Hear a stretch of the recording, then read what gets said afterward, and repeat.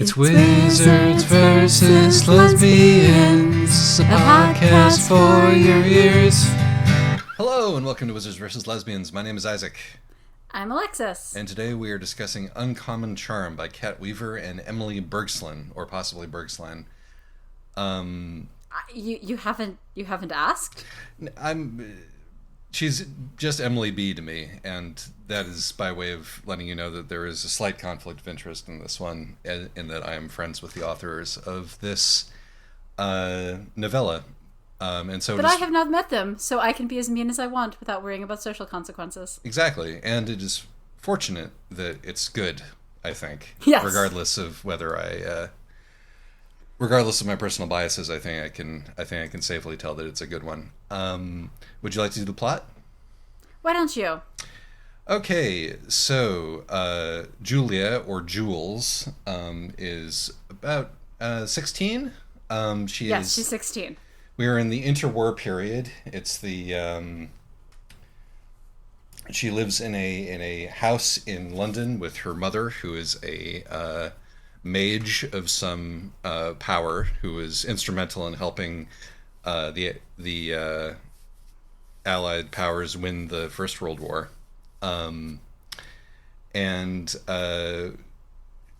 As the book opens, she welcomes to the house Simon, who is the illegitimate child of her uncle, in quotes, Vladimir, a White Russian prince in exile, who is a middle class or a working class Jew boxer with a butch lesbian mom who is also a mage and has been sent to develop his magic.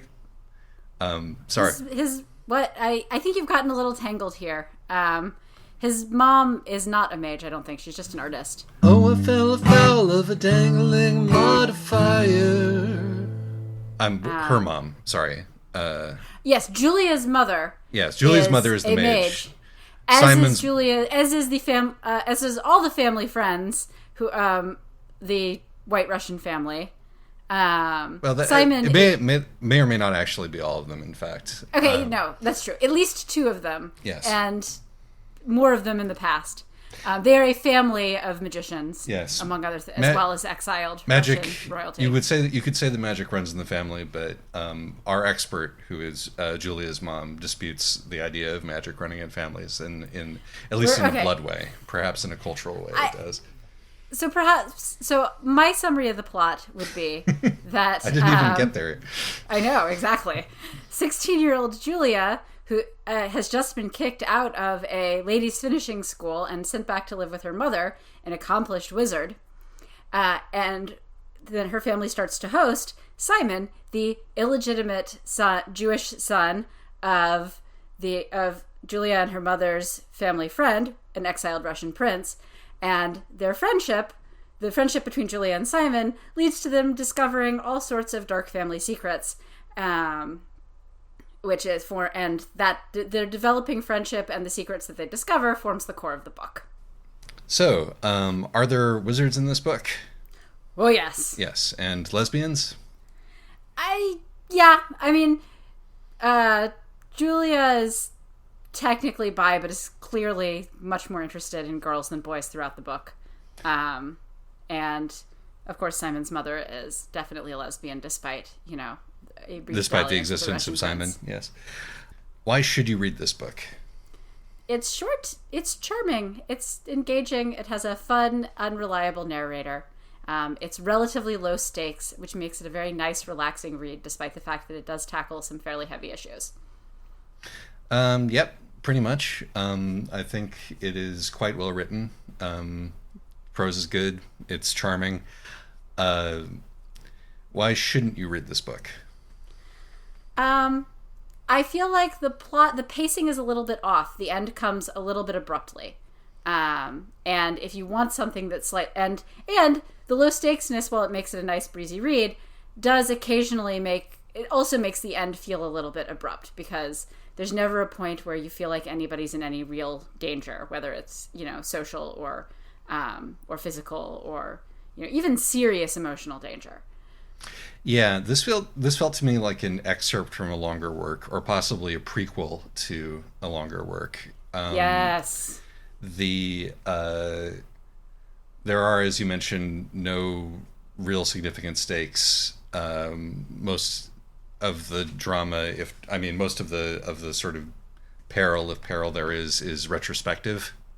It's The book is more about realizing that she might have been in danger, or than except she never really was, thanks to her mother. But I mean, I would say that the book is mostly about realizing that her mother is deeply socially awkward, is a more human figure than she previously thought, and that some of the other people who she loved and who she adored and trusted are in fact less humane people than she originally thought. Yes, I would agree. A sort of an additional note about why you should read this book is that among Wizards versus Lesbians, and I think that it is, I think that it's perfectly reasonable to say this is, mainline Wizards versus Lesbians. I really enjoyed the way that Simon is treated in this book. Like, yes, men are often considered either contemptible or are completely absent from these books, and I just enjoyed the Mulam Wulu solidarity between... There's some good Mulam Wulu solidarity here. Yes. And yes, and it's always nice to have a major Jewish character who's handled well. Yes, no, it's very clear that the authors know what they're doing in terms of Judaism. In fact, it's nice, and it's particularly nice to have an observant Jewish character who's handled well and in a nuanced way. Agreed. So, yeah, no, this is not perfect. It's not like hugely groundbreaking, but it's just thoroughly enjoyable. It's a quick, breezy, delightful read with really enjoyable characters, and I would definitely read more by these authors. Yes. I guess sort of my only issue is that if you find the kind of... it's more accurate to say that this is more Mitfordy than Wodehousian, but Wodehousian is probably the most common touchstone for this kind of setting and tone.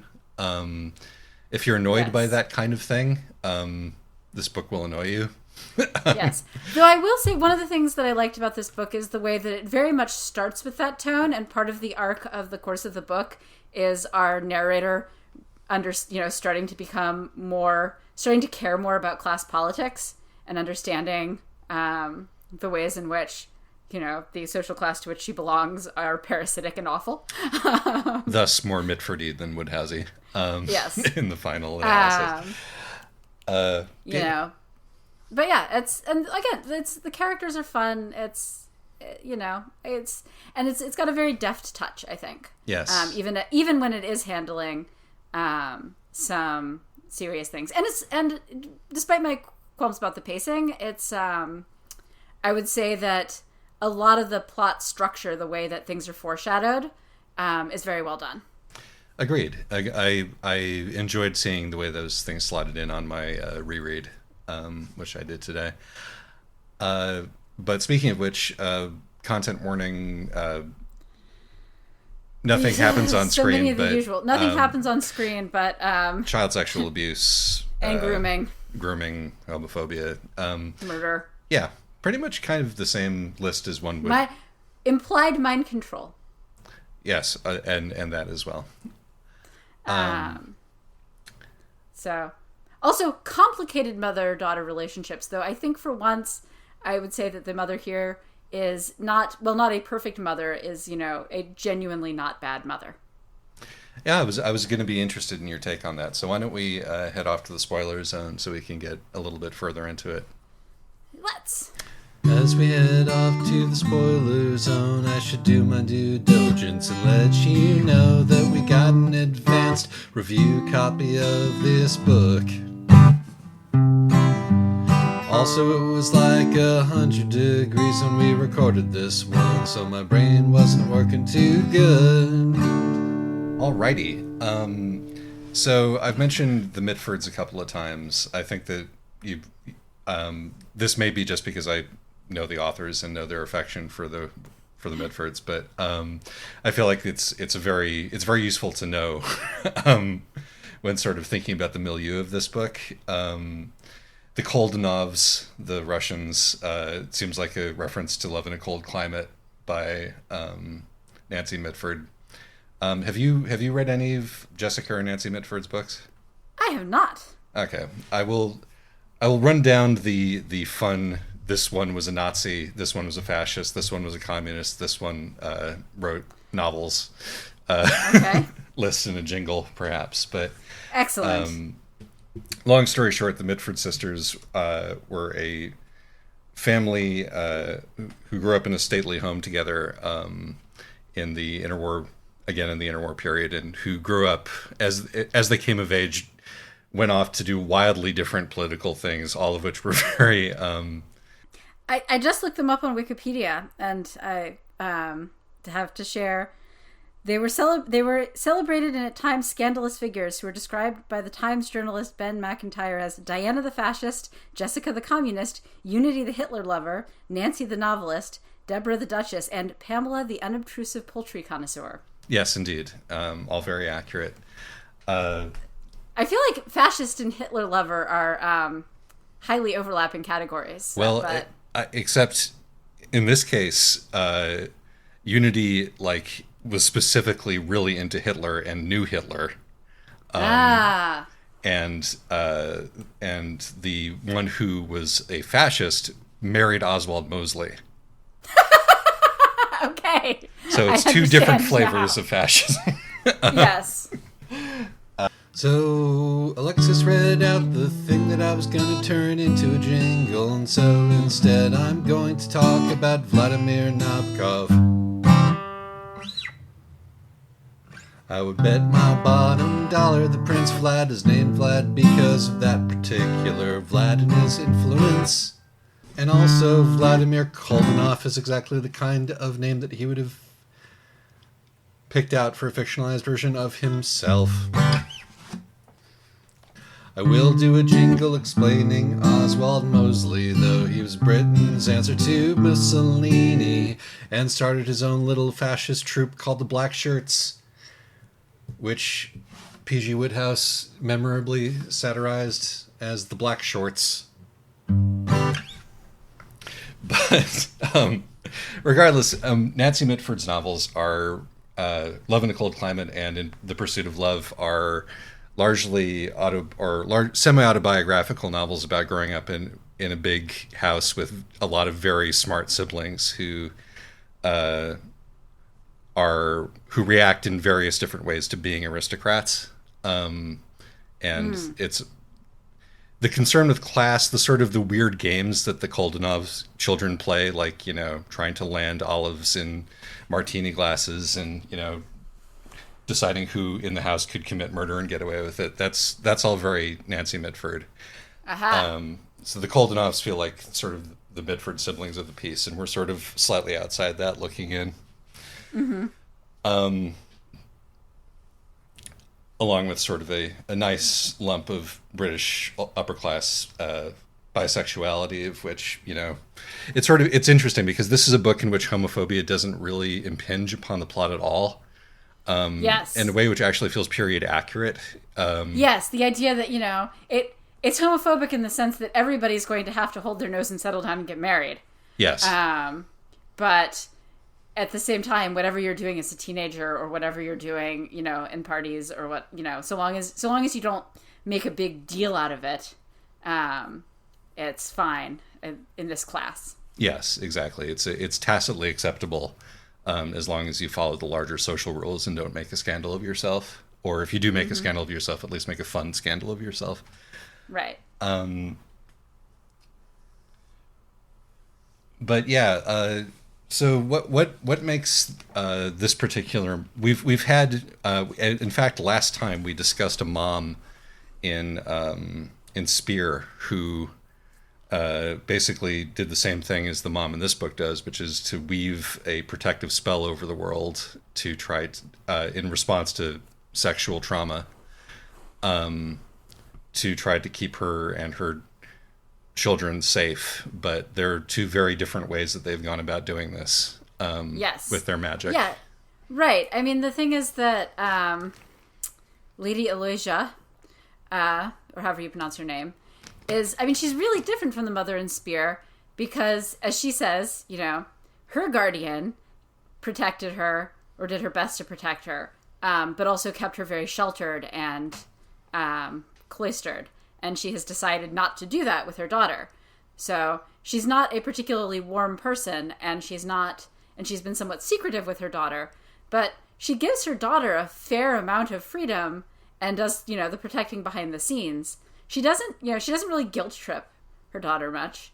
And she does, and, when Julia gets kicked out of the finishing school, she gives her space to discover what else she might be interested in. And when she discovers that something that, she's passionate about, which is fencing, and passionate about and good at, her mother pays for fencing lessons and doesn't force her to go back to a new finishing school. Yes. Julia is a sword lesbian, incidentally. Julia is a sword lesbian, a budding sword lesbian. Mm-hmm. And which I really enjoy. And I mean, so I feel like the takeaway here is that this is, an adolescent girl. So of course she has this complicated relationship with her mother. She's at a stage where that's actually a healthy thing to do.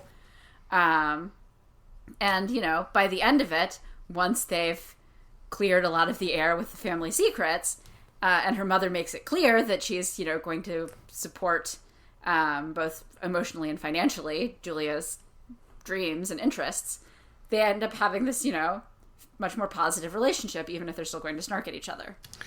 Yeah, there's a lot of best case here, honestly. Yes, I think this is one of the things that both makes it feel low stakes, but also makes it this sort of engaging read.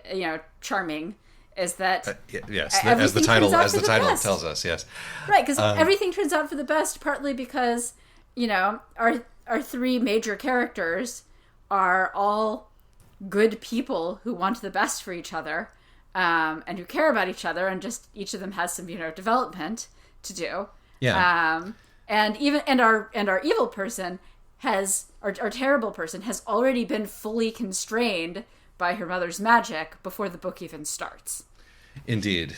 But yeah, I think that, you could say, well, why didn't, the Lady Aloysia, Alice, tell Julia about all of this before, but it would have been weird and probably, oversharey to go into all of this before Julia was a grown-up, or at least as close to a grown-up as she is now.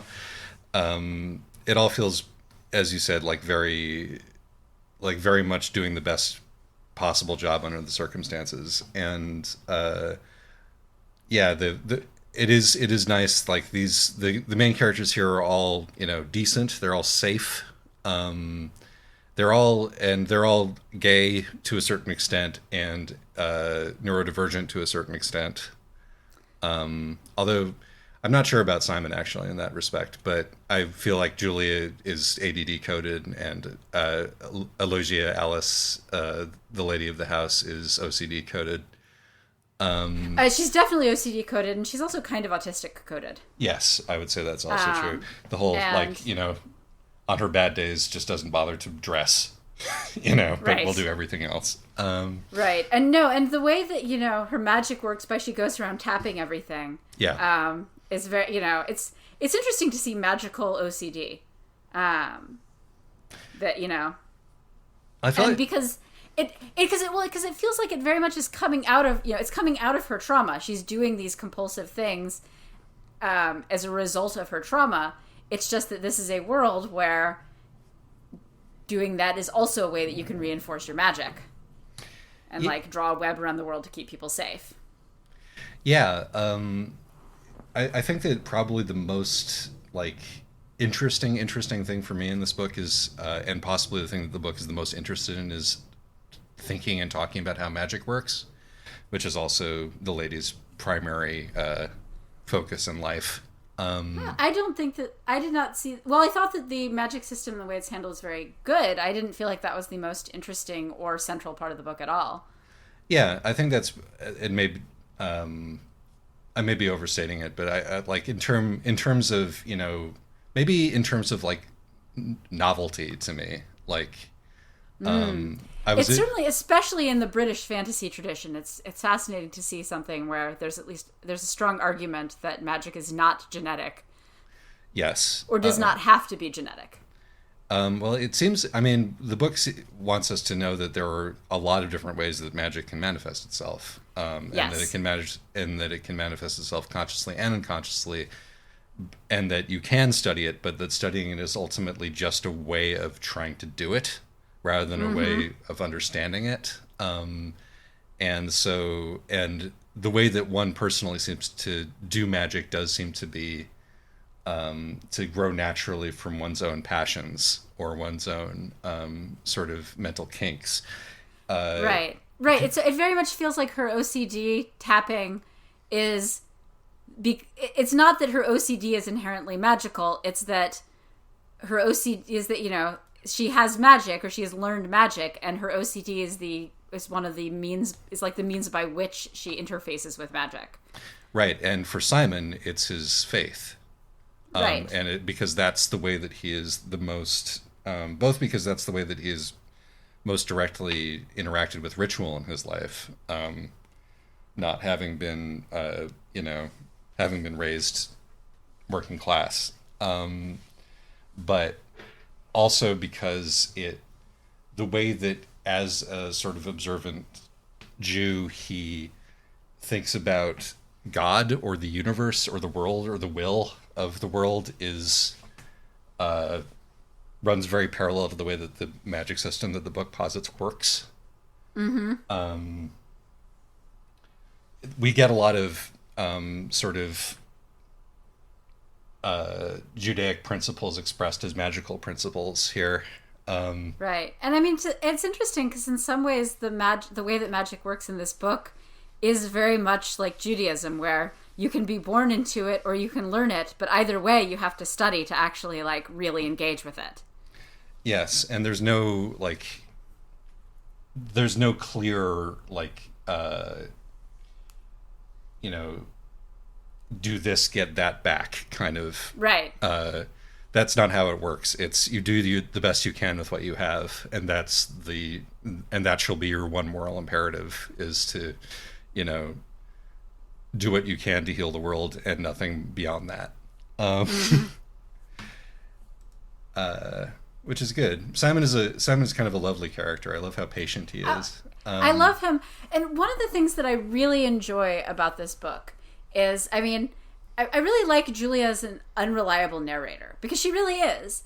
And she's not telling big lies. She's trying to rope us into her various self-delusions. Yes. And as she slowly loses a lot of those self-delusions, the reader gets this very different picture. So, you start to realize that part of this is that Simon is warming up and relaxing in this upper-class environment that he's found himself in. But part of it is also that Julia is maturing and not reading so many of her schoolgirl, personality snap judgments into him as she previously was. Yes, this is true. She does. There is a sort of a striking amount of character development for her within a very small space. Yes. Which is I think a pretty good trick. Yeah. Yeah. And part of the way that happens is the ways that she describes other people changes, and that allows for a lot of, relatively subtle character development to happen very quickly and believably. That is true. That is very good. Like her, her immediate dismissiveness and snap judgments about whether she likes a given person or doesn't, or for example, the way that she feels and deals with her 6-year-old niece, cousin, in fact. Yes, and I mean, just there's when it starts out. It starts out in the first paragraph. She 16 declares 20-year-old Simon to definitely be a boy, where, she's definitely a young woman. I'm a bit of a sucker and I tend to take unreliable narrators at their word, at least initially. So it took me a while to realize that Simon was a grown adult. And, she's very taken with him because he's pretty and he's shy, and she sort of sees him as somebody she can take under her wing. And you realize that a lot of her, that some of the social awkwardness that she's reading into him is accurate, but some of it is just that, he's being a little bit reserved, and she's assuming that he's much more shy and stiff and awkward than he actually is. I've been on both sides of this particular relationship, weirdly. Like, I definitely had the somebody tried to take me under her wing when I was young, and sort of made me out to be more hopeless than I was in order to sort of make me fit that bit. And I'm often the person who has made a snap judgment about somebody and has proceeded with my ironclad certainty to treat them in such a way. I think I sympathize with Julia a lot, actually, and one of her traits that I find very relatable is her the egotism of the gifted child, and the corresponding insecurity. Yeah, no. When I say that, I specifically mean you either are the best or the worst, and you can sometimes flip back and forth between being the best and the worst, 20 times within an hour, depending on what's just happened. And yeah, no, I feel it's a. I think that it is also partially, like, part of it. It is part of the product of being raised by emotionally distant people, and that is, once again, it's like one of those things where it's like, well, maybe the lady is certainly not an ideal parent, but she is the best parent that she could be under the circumstances, Yeah. And this is just something that is part of her daughter's legacy that she has to deal with and try to, make sense of herself. So when we're talking about sort of changing how the relationships change, let's talk about the villain of the piece. Ah, yes. Mr. Wizard. Mr. Wizard. So Vladimir, right? Yeah, his name is Vladimir, which is, nice. I meant because of the Nabokov connection, but I'd forgotten that I hadn't actually mentioned it. Nabokov. There's sort of some intimations of Rasputiny elements in his background. Comes from a line of weird Russian mage aristocrats who were kicked out by a tsar at some point for being too spooky, and thus survived the revolution, and have thus been dining out on being Russian exiles now that it's fashionable. Yes, exactly. The other, I when I think of antecedents for this book, I think of the Mitfords, but I also think of Utena. Not just because he's a wannabe Akio. Yes, although depending on which version of Utena you're thinking of, Akio is also a wannabe Akio. Yes. None of them are ever as as smooth and untouchable and brilliant as they want to be. Which is why they prey on children, because an equal might call them on their bullshit. It has which to be is somebody, in fact what happened before the book even started to Vladimir. By somebody who was a child with him. Right. And who survived, unlike Vladimir's sister or like her nursemaid, who both had to be sacrificed, essentially. But yeah, no, he's a pitiable figure in contemptible, really, but it is it's an open question as to whether he knows that what he is doing with his charm is magic. I'm sure. I mean, he must. He must. Yes. He must. He definitely. I think playing off as if he doesn't is part of how it works. Yeah. But no, he clearly does. I mean, one of the things I really enjoy the progression because it is of Julia's relationship with him in this book, because it is blindingly obvious from the moment that Simon says, whoops. I'd like to play a game that is so much fun and it's not so very hard to do. The name of the game is Simple Simon Says, and I'd like for you to play it too. Put your hands in the air, Simple Simon Says. Shake them all about, Simple Simon Says. Warp the fabric of reality, Simon Says. And you will never be out of metaphors to literalize. But the moment that Simon tells her, they have lunch, and he says to her, "It was amazing what your mother was doing. Did you notice every single time he talked to you, a waiter came over?"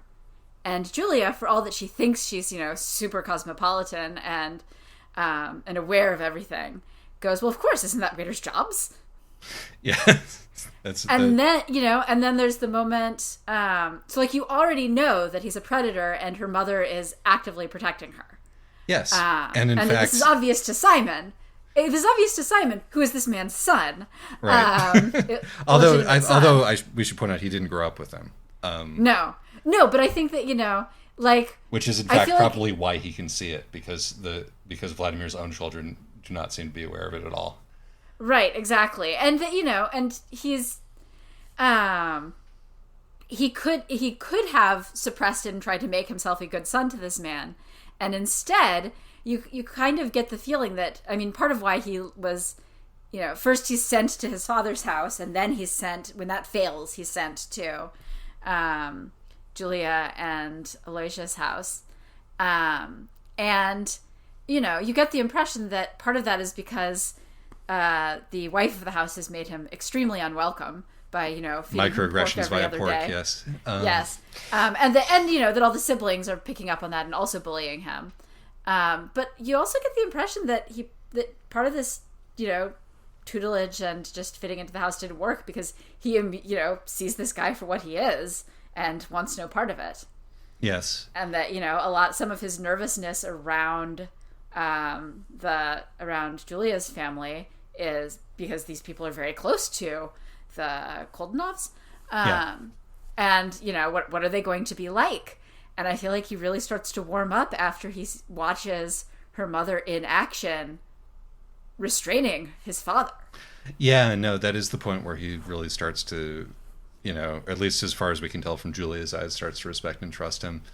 Right. Actually, apropos of that, I just want to mention while we're talking about that scene, this is a lovely little thing where before Vlad even gets there, Julia's mother redoes the seating chart, and Julia assumes, because of what she thinks of Simon, that she's doing it so that Simon can't look at himself in the mirror and get all self-conscious, when in fact she's just ensuring that Julia won't be sitting next to Vlad. Yes, exactly. Mm-hmm. Yes, no, it's a great scene. And then, so you're already clued on to that, and then you get the party where the wife, lady, what's her face, who's the artist's model, who he married when Julia's mother rejected him, which is another warning sign right there that, when he's rejected by, the girl he grew up with, he marries a woman who has absolutely no power or social standing whatsoever except that which she gives her. Yes. And when she gives Julia the bracelet and is all like, "Oh, well, your mother won't approve that we're giving you something so much more grown up than, you're really entitled to at your age." And of course, Julia thinks this is delightful. And you get to watch, and you then get to watch Vladimir creep on her. Yeah. And again, she doesn't realize this is going on. He doesn't, and, her mother's ensuring that he doesn't get any time alone with her, or even cuts him off from really even spending too much time with her. But it's a great illustration. It's starting to sort of show you more examples of what kind of person this is, including that he's kind of roped his wife into this as well. Like, she knows exactly what kind of person he is, and she's taking part in, you know, this a failed attempt to groom this teenager. Yeah. More on that next week. Right, exactly. There's a reason that we scheduled these things in this order. Yes. Yeah, no, and again, I thought of Utena and the earrings. It is interesting because Utena, Utena has Anthi. Yes. As a character. And she's not present in this. There's she got thrown down the stairs. Right, she got thrown down the stairs. And Alice watched this and could have become Anthi and flat out rejected it.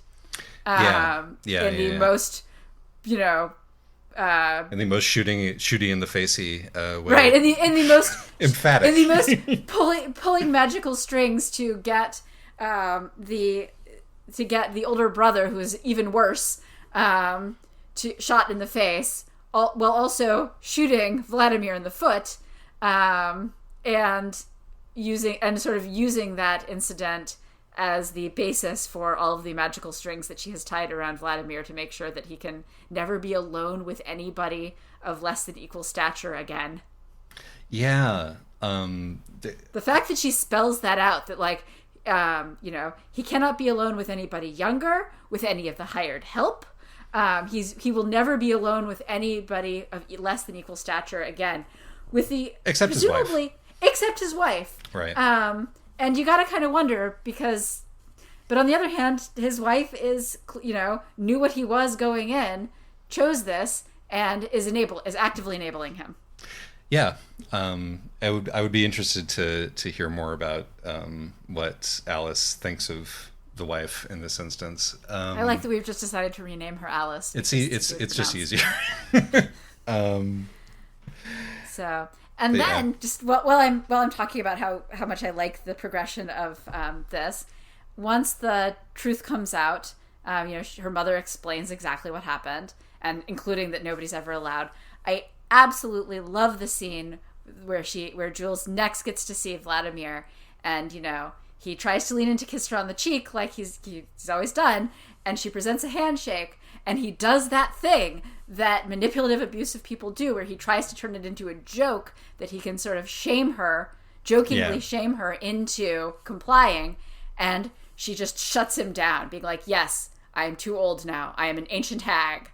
And then this is my joke now, on my terms. Right, and then Vladimir immediately picks up what's going on and gets really mad at her mother. Yeah, no, that is sort of the garden party being the denouement, as it were, even though it does feel like a bit of an abrupt ending, it just seems to be sort of there to formalize, Vlad being aware of what has happened, and what has now been denied him.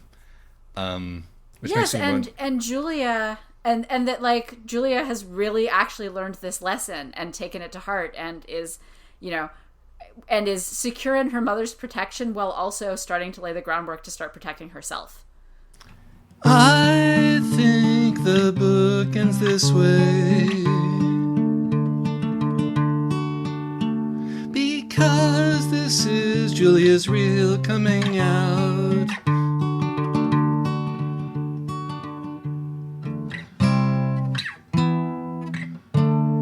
And the arc of the book is about her adolescence. Indeed. Versus that, she did not, because she initially keeps trying to retreat into denial for this, about this. The signs are extremely clear, and, Simon keeps pointing it out to her, and it's not taking until first a ghost explains what's going on, and then her mother fills in all the details, and Jules is smart and self-aware enough, despite the occasional tendency to try to buy into her self-delusions, that she doesn't. And she asks her mother, should I tell my best friends, this man's daughters, about this? Is there anything that I can do? And her mother's like, you can tell them or not. I promise you that I've been keeping them safe. Mm-hmm. And, you know, I think part of why she doesn't tell them is that she knows that would end that she would not convince them and it would end the friendship. Yeah, no, she definitely isn't gonna win that one. And indeed, during the heightened reality segment where they're in the unending lab, again, strong Utena vibes there, with all the desks and such. Yeah.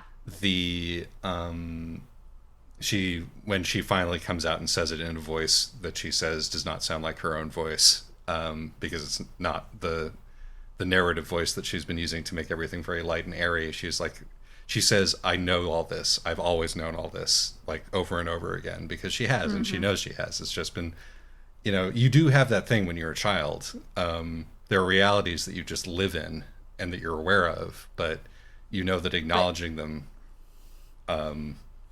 would call some contradictions which you would not be able to uncall, I guess. Right. And, you know, so instead you just have nightmares, or you get really awkward about certain things, or you get like really bubbly about certain, and, you know, cheerful and breezy about certain things.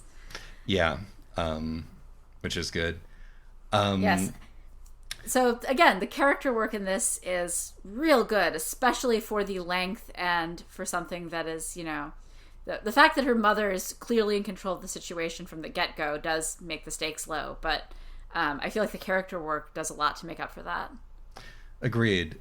I enjoy Simon's accidental reality warping powers. You know, one of the things I really liked about the magic, other than like the underlying philosophy of the magic, which I thought was quite good, I really just enjoy a lot of the imagery of the magic, both the invisible threads and the tapping that her mother does, and also all the various things that Simon accidentally does, like reversing the room, accidentally disappearing for a week, turning his left arm into turning like himself into a bunch of sparrows, and there's like a week where his arm is still sparrows. Julia's just feeding them and being like, I think a couple of these are just freeloaders and not actually your arm.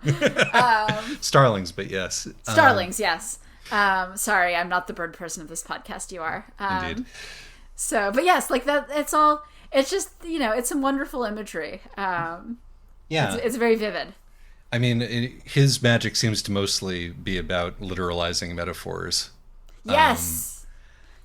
Which it made me, when you mentioned him Vlad getting shot in the foot right. earlier, I was like, oh, okay. So that's sort of the physical anchor of Alice's spell work is his missing foot. It's his the sort of the flaw in his masculinity, his otherwise perfect charm. Right, exactly. And with Simon, it always seems to be like, you know, it's like I feel like if I was to go back and reread the scene where they're playing cards and everything gets reversed, I would be like, okay, so Simon is aware that we're coming at this from the wrong angle, right? And, you know, or you know, and the. You know, I don't know what everything becoming a shade of mauve represents. Besides, right, partly because you don't actually funny. get to see the scene. But but yes, no, I think you're right that Simon's power is very much about literalizing metaphor, and you know that part of his bringing this under control is about, you know, him understanding the context that he's in and gaining some like power over it. Right. I love it to think about it in those terms. It's like, yeah, no, we had this family argument and our teenage son just disappeared for a week. Except he literally disappeared for a week. Yes. He wasn't anywhere. Yes. And one of the things I really like, coming back to the Judaism thing, because of me, is that, you know, there's the thing where his mother, who, by the way, I love her, as does Julia, but when his mother... It's like you splendid bitch. Yes, yeah, yes, she's a lot of fun. She's a lot of fun, and I kind of wonder if now she and Jules' mother are going to have a thing. You know, when she's like, my son was supposed to be a rabbi, and Alice is like, wait, first of all, you're an atheist, and we're just like, I don't care. he was still going to be, he's still going to be a rabbi. I was still going to be proud of him for that. Yeah. And Alice is like, well, he still can be. I mean, his approach to magic is very much still, Jewish, and like he's, and so it's nice that, he's sort of this, that his magic is not actually constraining the possibilities of his life. He could still be a boxer. He can still be a rabbi. And that, because this is about him engaging with metaphor and understanding the, how, and shaping his understanding of how the world works, that this is not cut him off from his faith or his tradition. It's not even, that like the Judaism influences his approach to magic. It also, he can take all that back if he wants to go to yeshiva. And like, yes. And just like bring that to bear in the rest of his learning. Yeah. And, I like that he, sort of exists as the bridge between his secular mother and his atheist mother and his observant grandparents and extended family. As long as we're talking about little things that we liked, I do have a little list here. All right. As there were many diverse elements of this book that I enjoyed, I've got a little list. So, you mentioned the pacing feels a little wonky, but I feel like that this is a bigger book potentially. Mm-hmm. But I feel like I was actually on the reread admiring how much of the setting we get in just the first chapter, like just the first few pages. Like we get who Simon is, that he's Jewish, that magic exists, ghosts are real, all the main players, all the family dynamics are just like bam in 2 pages, and it doesn't feel forced, which I thought was because very Julia good. is just the sort of person who like it's very much in keeping with her voice. Exactly. Little bits. I love the way that I think Georgie is her name, or Georgia, the oldest Koldenov sister who Julie has a hopeless crush on. Yes. And the utter despair of you're a funny girl. Yes, and just like right. Well, and I love, and this is another great example of Julia being unreliable narrators. That at first when you hear her talk about it, she's somebody who's unbearably perfect, right. And then when you actually get to see them interact, you're like, oh, this is very much this like self-defensive thing because she's got this unbearable crush on this 18-year-old girl who has absolutely no interest right, in her. Who is currently in the business of being shopped around for marriages. Yes. And let's see here. I like the way that this book's concept of magic and my concept of magic dovetail is that it's this book says that like magic just happens all the time, and like learning to be a magician or a magic user is taking responsibility for your actions, basically. Yes. Just like noticing what it is that you're doing, because if you want to, if you want to sort of put this in a non-enchanted world, like you could still have Julia's mother, being the kind of social maven who could manipulate Vlad into like not being anywhere near her daughter at any at any given point in time. Right. One of the great things is that because Julia can't actually see any of the magic that's going on. Mm-hmm. So which means that we're told that she's doing all these magical things, but we also see the ways in which she's rearranging seating charts, having quiet conversations with Vlad off in the corner, after which he sort of walks away clearly defeated. Explaining to her, telling their daughter the truth right at the age where she's capable of believing and understanding it, and also at the age where she's becoming the most vulnerable. All of this, if it weren't for Simon's reality warping powers, this could be just, social manipulation. Yes. And part of that's how good her mother is that she makes all of this look, if not effortless, then invisible. Indeed. But in large part, that just seems to be the way that magic works. You can have this effect on stuff, but you just need to be aware of what the effect is, and which is part of Julia's mom's, Alice's, whatever we're going to call her's practice is just asking questions that don't have answers in order to increase her own awareness of the connections in the world. Mm-hmm. I really love a couple of little throwaway lines. When Jules is looking at a picture of her mother as a child, staring in the way that you would expect a little girl who's being sexually abused to stare at the camera in that picture with her and Vlad. And Jules thinks you had no way of knowing that you would be looking at me. Just a synecdoche for the entire relationship, for one thing. Yes. But also just such an interesting, liberating way of thinking about that. It's because life does go on. What what do I want my daughter to think when she knows this, when she does eventually see this, Right. How do I want her to feel? Right. And it's also, it's also Julia reflecting on how this was supposed to be, these two people in this picture were supposed to get married and have a completely different family. And her mother made all these choices that ended that and instead produced her. Yes. Some difficult choices involving marrying an asshole just in order to get out of there. Right. As far as I can see. Yes. And then divorcing the asshole, even though this, got her disinherited. Right. I say one more Jewish bit that I enjoyed is that when Jules says, "Oh, but I did miss sausage with our eggs." He should have known better than to prevaricate about keeping kosher. Mauve lived in the truths people didn't tell. Which, other than being nice writing, is also, it's not just that she's serving him vegetarian or kosher style options. If they're not cooking sausage in the house, there's this implication that she may have koshered the entire kitchen just so that he could continue to eat kosher. Yes.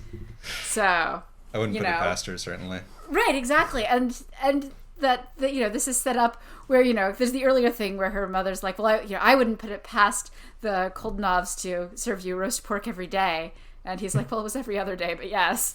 And she's like, oh no. And so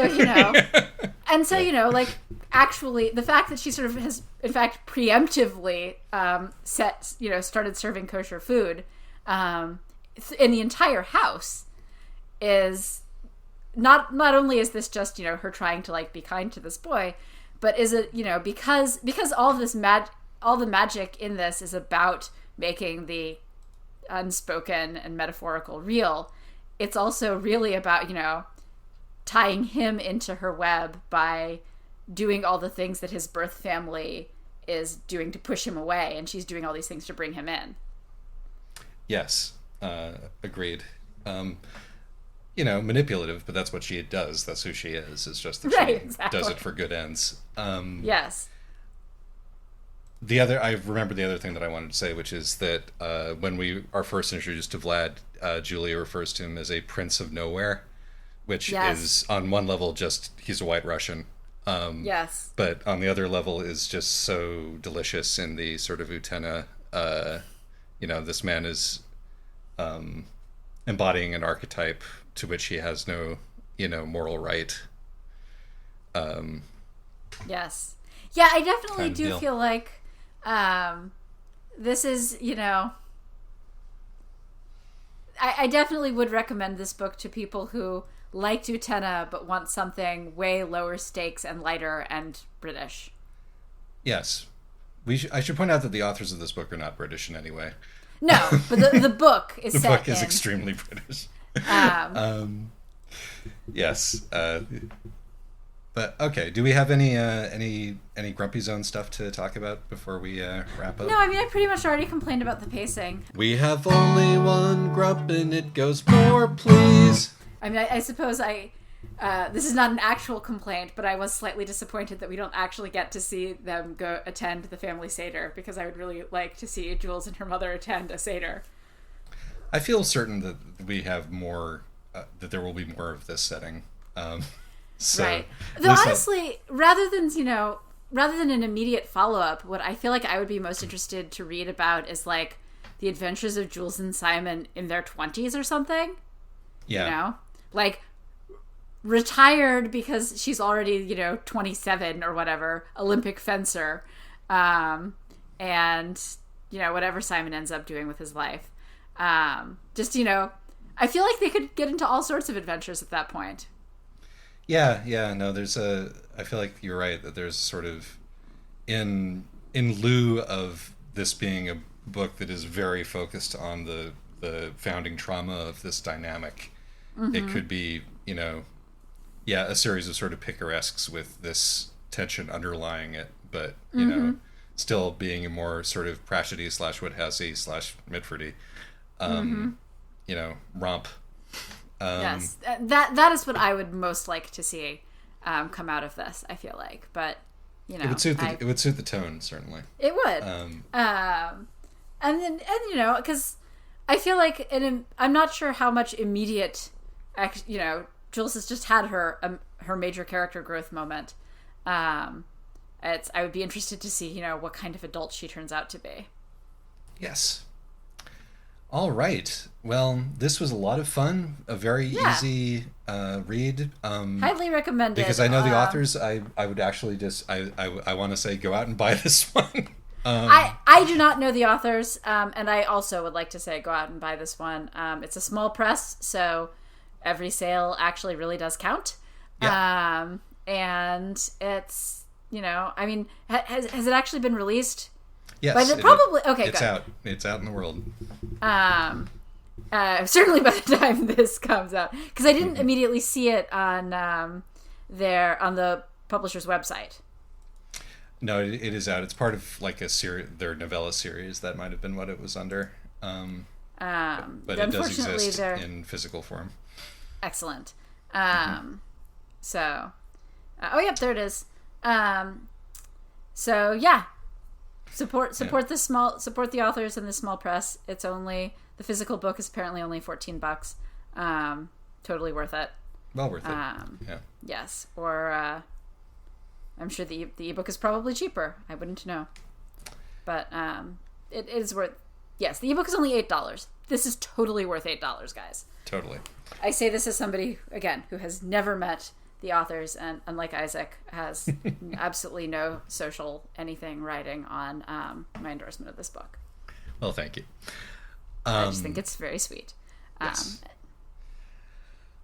In stark contrast, next week, we're talking if you felt like this week this episode and also the previous episode did not contain enough child abuse.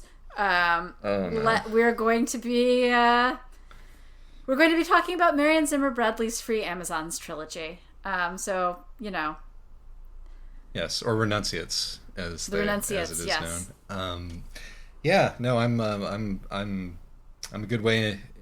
I'm not going to read the whole trilogy, but I've got the first book done, and I'm going to get into the second book this week. I will at least reread the first two. I have read the entire trilogy, and I will at least reread the first two.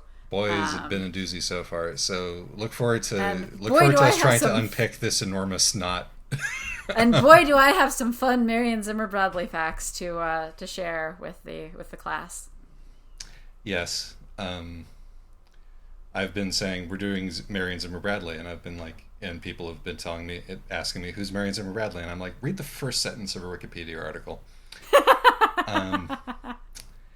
Anyway, thanks as always. Until then, bye. Bye-bye.